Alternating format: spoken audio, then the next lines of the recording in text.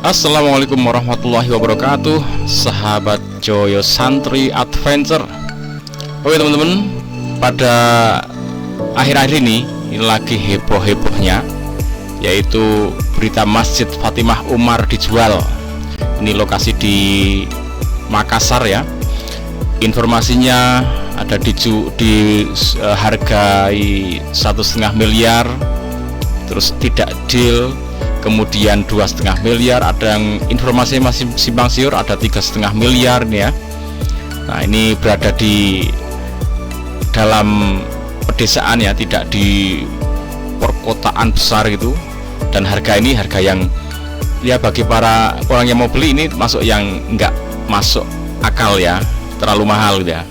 Nah ada informasi kalau dulu pas awal kalau dihargai 1,5 miliar itu namanya nggak boleh diganti ya, tetap Fatimah Umar. Kalau mau belinya 2,5 miliar baru silahkan mau diganti nama. Wah ini sebenarnya ada unsur kenakalan ya, udah dijual tapi pengen masih nongkrong namanya, seolah-olah masih ikut wakaf di sana. Tapi kita nggak akan lihat sisi-sisi yang itu, kita akan coba lihat nanti sisi-sisi positifnya, karena di balik kejadian yang unik-unik seperti ini mesti ada sisi positif dan negatif ya. Sebelum lebih lanjut kita coba lihat sejarahnya seperti apa sih masjid ini sampai kok dijual ya. Tentu itu ada kronologi sejarahnya, dan kadang kita nggak bisa mengambil sikap oh ini salah nih, ini yang bener. Nah, kita lihat dulu sejarahnya seperti ini teman-teman, kita simak. Oke. Jadi dulu bukan masjid ya. Iya. Ya ini dianggap sebagai musola ya. Musola. Itu kurang mungkin tahun 99 atau 2000 ya. Kira kurang gitu ya. Itu dengan pemilik ya, kemudian membuat ya rencana mau mendirikan satu tempat ibadah ya, karena alasannya akan mau tinggal di dari sini ya. Namun ternyata juga tidak.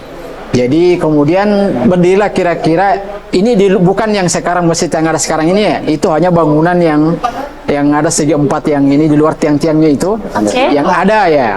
Tadi itu kira-kira ya baru mungkin 30% dari bangunan itu pada saat itu ya. Dan itu kemudian ya kira-kira ditinggalkan lah kira-kira oleh pemilik ya.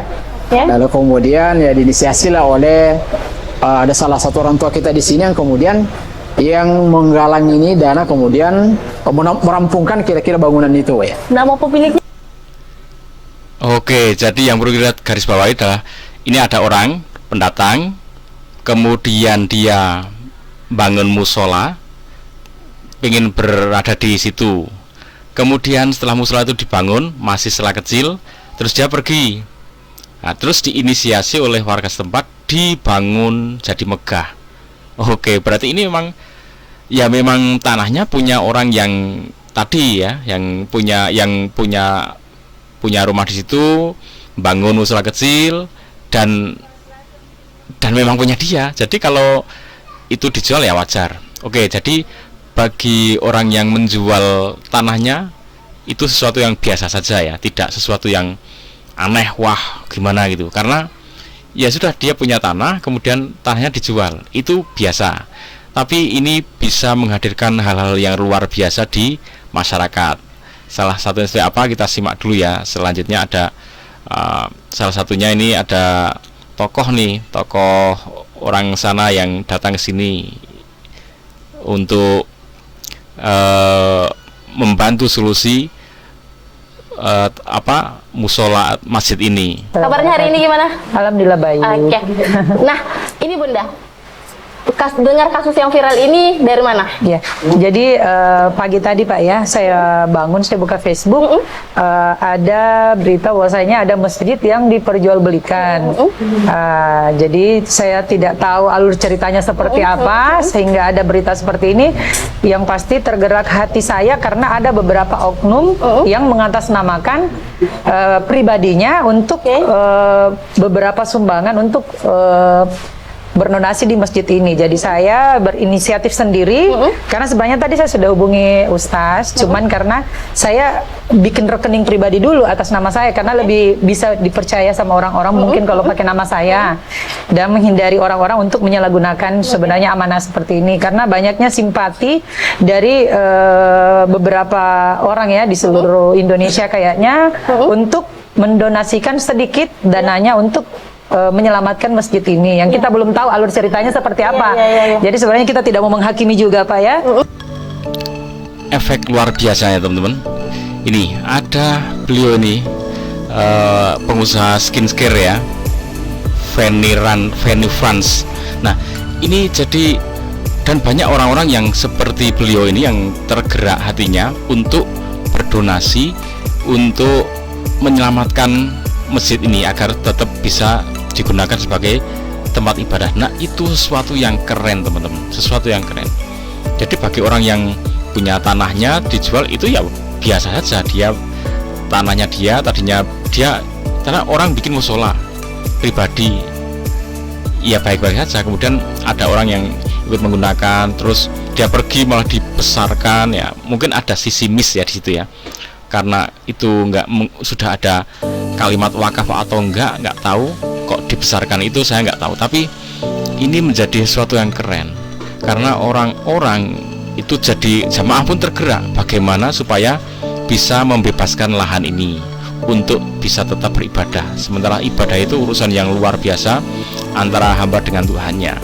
Nah kemudian ini juga memang ada sisi-sisi yang membahayakan. Begitu ini menarik simpati masyarakat yang sangat besar, itu banyak digunakan juga oknum-oknum yang menggalang dana untuk pembebasan ini. Ini informasi yang sangat empuk gurih ya. Nah makanya ini beliau tokoh ya. Nah, malah beliau sudah menyiapkan uang, saya ada secara pribadi 1 miliar, misalkan dihargai 1,5 miliar, tinggal ngajak teman-temannya untuk ikut berdonasi 1,5 miliar untuk membereskan itu. Dan itu sangat keren memang ya, disitulah sisi-sisi unik ya dari sebuah kejadian ya. Kemudian berkaca dari hal seperti ini memang penting teman-teman, yang namanya wakaf itu harus memang ditulis, disertifikat dengan baik ya, disertifikasi dengan baik, tidak dengan lisan saja ini saya mewakafkan untuk digunakan ke kepentingan umum, nggak bisa seperti itu, karena nanti di kemudian hari mungkin anak keturunannya yang ngerti, ini namanya Fatimah itu yang kami, terus ada saya nggak tahu kalau itu saya punya bagian di tanah ini ya, kemudian menuntut bisa karena tidak ada legal formalnya. Tapi kalau sudah diurus ada sertifikatnya, nah mungkin itu menjadi lebih aman. Oke, seperti itu ya. Dan sekarang udah pada pinter lah orang-orang, kalau ada yang wakaf itu diurus sekalian dengan sertifikat wakafnya.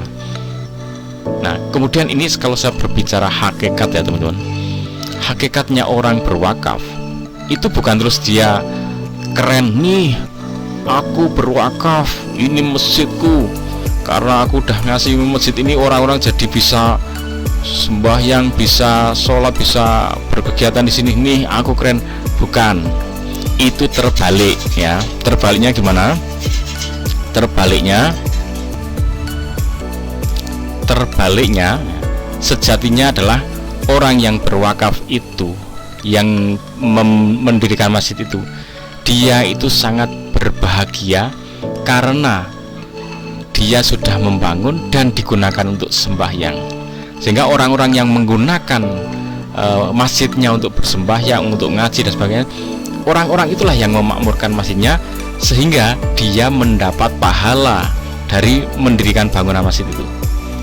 Kalau nggak ada orang-orang yang menggunakan, nggak ada orang yang sholat yang ngaji di situ, dia kosong, maka dia nggak dapat apa-apa, bro.